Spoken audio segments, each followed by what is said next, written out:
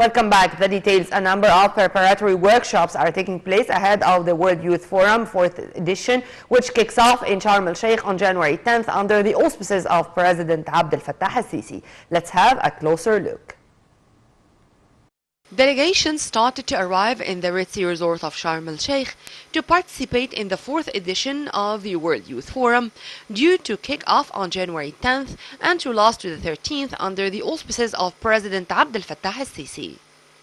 The World Youth Forum aims at gathering youth to boost dialogue and discuss issues of development, in addition to sending a message of peace and prosperity from Egypt to the whole world.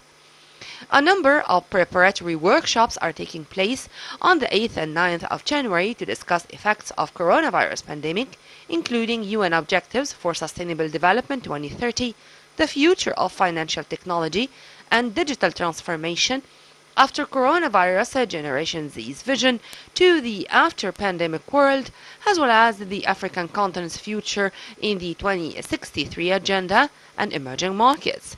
The workshops also discuss water policies and environmental challenges, growing global role for emerging companies, business pioneering, and after-coronavirus education process. Also, among the files to be tackled, recovery paths, role of youth in facing environmental and climate challenges, in addition to the Egyptian experience in developing human through Decent Life Initiative and its goals. There will be a simulation of UN Human Rights Council and meetings of youth business pioneers and investors of different nationalities.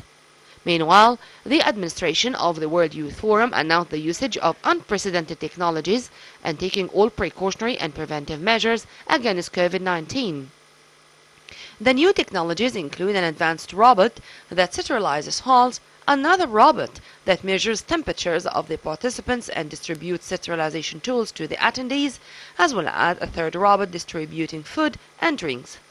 All doors of the halls and means of transportation at the forum are self-sterilized to prevent virus transmission.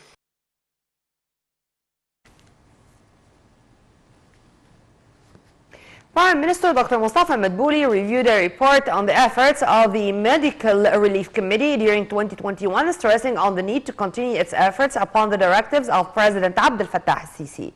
The report confirmed the response to 7,051 cases during 2021 that were monitored through newspapers, news websites, and social networks.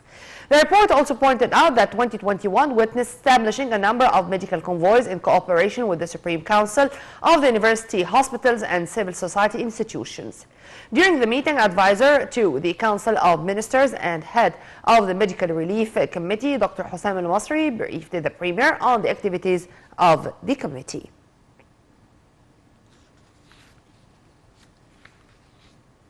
The Ministry of Foreign Affairs released a statement on Saturday in which it stressed that Cairo is closely following the latest developments in Sudan, vowing support to the United Nations efforts to achieve stability in the country via holding dialogue among different Sudanese parties to solve the current crisis and prevent chaos.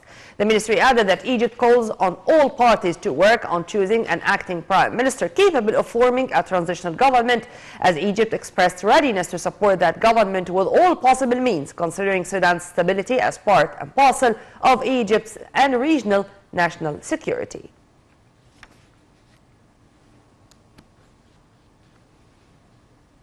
Meanwhile, the United Nations said Saturday it would hold talks in Sudan aimed at salvaging a fragile democratic transition amid a growing